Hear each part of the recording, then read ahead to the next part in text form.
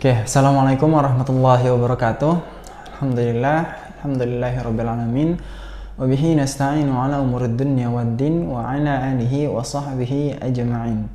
Amma ba'du. Alhamdulillah kita bisa bertemu lagi di materi pembahasan berikutnya, yaitu materi al-khalq atau tenggorokan. Nah, di tenggorokan ini kita memiliki beberapa bagian, ya. Bagiannya itu ada 3 bagian, ya. Yang pertama itu tenggorokan bagian bawah, lalu yang kedua tenggorokan bagian tengah, dan yang ketiga itu tenggorokan bagian atas. Di ketiga bagian ini terdiri dari 2 huruf, jadi setiap bagian memiliki 2 huruf. Bagian bawah 2 huruf, bagian tengah 2 huruf, dan bagian atas itu 2 huruf. Yang pertama yaitu tenggorokan bagian bawah. Bagian bawah itu ada huruf hamzah dan huruf h. Cara mengucapkannya gimana?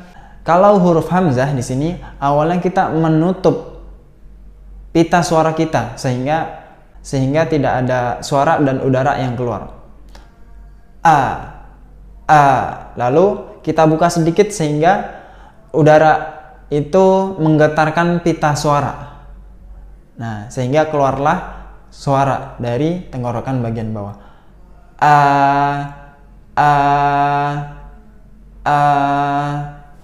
Nah, kalau dia waqaf, maka dibacanya ba. Maka tersentak udara dan suara akan tertahan di tenggorokan bagian bawah atau pita suaranya, karena pita suara itu tertutup saat dia sukun. Ba. Itu. Oke, sebelumnya kita praktek dulu di huruf A, ya, di huruf hamzah. Silakan kawan-kawan bisa diikuti sama-sama, kita belajar sama-sama dan kita ikuti sama-sama. A, I, U, Ba. Kita ulang. A, I, U, Ba. Untuk kesempurnaan harokat di sini kita saat fathah kita harus membuka mulut kita. A, I, U, Ba. Lalu kalau kasroh, kita harus menjatuhkan rahang kita ke bawah. Menjatuhkan rahang kita ke bawah. A, I. Nah, kalau dhammah, itu kita harus memonyongkan atau memajukan bibir kita. U. Ya. A, I, U. A, I, U. Ba. Nah, di sini ba tersentak karena otomatis tertutup, tidak ada suara dan udara yang keluar. Ba. Kita lanjutkan. A, I, U, Ba. U, an, ani, a, na. Minal, mu, ni, ma, i, an. Ani, a. Nah, di sini huruf al-khalq adalah semuanya itu huruf idhar atau huruf yang dibaca jelas ketika ada tanwin atau nun sukun sebelumnya. Jadi dibacanya u, an, ani, a, na. Jadi u, an, bukan u, an, bukan ikfa, ya, atau bukan idgham. Tapi dibacanya jelas u, an. Semua huruf al-khalq itu adalah huruf idhar. Oke, itu huruf hamzah yang pertama, huruf yang pertama. Lalu yang kedua yaitu huruf h. Nah, cara mengucapkan huruf h di sini kita menggetarkan pita suara kita sehingga mengeluarkan suara dan udara bersamaan. H dari pita suara kita. H. Oke, kita langsung prakteknya. Ha, hi, hu, bah. Bah. Lanjut. Hu, han, hani, hah, na.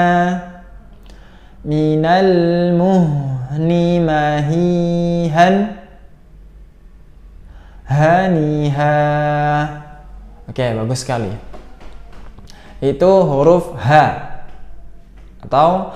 atau bagian al-khalq yang pertama, ya, bagian bawah, hamzah dan H. Lalu yang kedua, bagian yang kedua itu bagian tengah, ya. Nah, di bagian tengah ini kita menemui huruf ha dan huruf a. Ada dua huruf juga. Yang pertama huruf ha. Cara mengucapkannya gimana? Kita harus mengeluarkan nafas terlebih dahulu, lalu menahannya di tenggorokan bagian tengah. Setelah tertahan udaranya, kita keluarkan getaran dari pita suara sedikit. Ha, ha, ha. Nah, di belakangnya jadi ada getaran suara dari pita suara. Ha, ha, ya. Nah, itu huruf ha. Kita langsung praktek di huruf ha. Silakan bisa diikuti teman-teman. Ha, hi, hu, bah. Nah, kalau dia sukun bah, maka akhirannya itu bukan suara tapi nafas yang keluar, ya. Bah berbeda dengan hamzah. Ya, kalau hamzah di situ dia tertutup, makanya ba, maka suara dan nafas tertahan.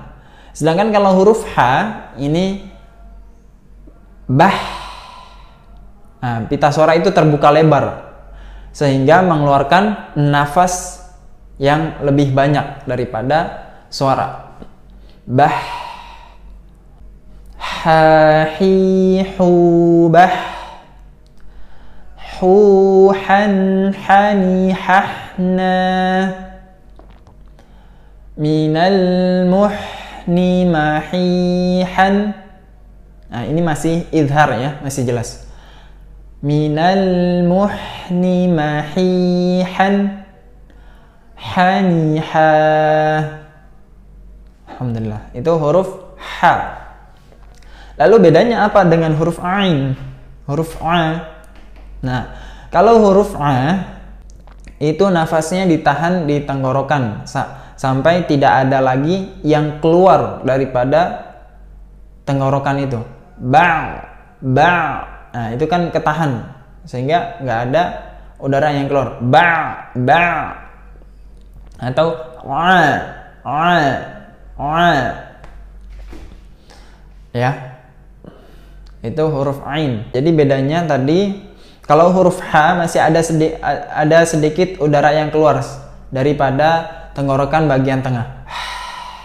Meskipun ditahan tapi dia masih keluar udaranya sedikit. Berbeda dengan huruf a. Di situ udaranya tidak keluar sama sekali.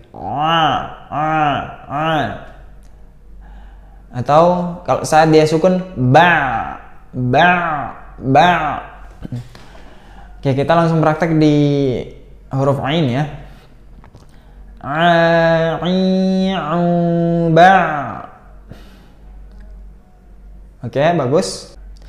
An, ani, a'na, minal mu'ni, ma'i'an, ani'a. Nah, masih idhar ya. Ma'i'an, ani'a. Masih jelas, dibaca jelas. Itu huruf ain atau huruf yang ada di tenggorokan bagian tengah. Lalu yang ketiga, di sini kita menemui tenggorokan bagian atas. Nah, di tenggorokan bagian atas tadi kita sebutkan ada huruf kha dan huruf gha. Nah, bedanya huruf kha dan huruf gha, kalau huruf kha itu lebih kasar getarannya. Nah, kalau huruf gha itu mengambang. Oke, kita langsung praktek di huruf kha. Di huruf kha di sini dari fathah dulu. Kha, khi, khu, bah. Nah, untuk huruf kha ini jangan sampai bibirnya itu monyong, jangan kho. Nah, itu salah. Karena huruf kha ini masih huruf al-khalq, bukan huruf asy-syafatain. Nah, ya. Jadi diperhatikan bibirnya lagi. Kha, khi, khu, bah. Kecuali kalau dia dhammah. Huruf apapun kalau dia dhammah dan ada wawu sukun setelahnya, maka dibacanya maju bibirnya atau monyong. Nah, itu pengecualian saat dhammah dan saat wawu sukun. Prakteknya kha khi khu bakh, khu khon khani khokh na. Nah, di situ masih idhar juga ya, karena masih al-khalq. Khu khon khani khokh na minal mukhni ma khi khon khani kha. Alhamdulillah, itu di huruf kha. Nah, selanjutnya kita akan mempelajari di huruf gha, huruf ghain. Nah, bedanya huruf ghain ini dia mengambang, berbeda dengan huruf kha, dia lebih kasar untuk getarannya.